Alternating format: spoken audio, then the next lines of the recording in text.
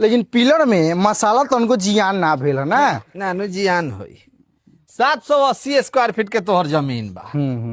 2 दिन में दीवार उठा देता नहीं और जस्ट 1 दिन बाद ढाल दे हम का।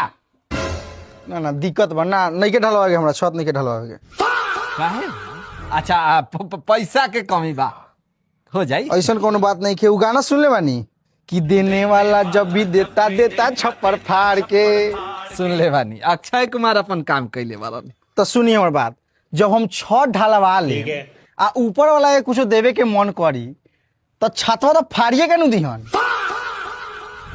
तो यही से जब हम छत ढलवा ले तो हमार दोबारा खर्चा पड़ी। तब तक हम का करता तिरपाल टांग देता नहीं, तिरपाल फाड़ के दिहन, पैसा गिरी और उ पैसा से छत ढलवाए। उ सबसे बने रही, पैसा के जिया नहीं ना हो।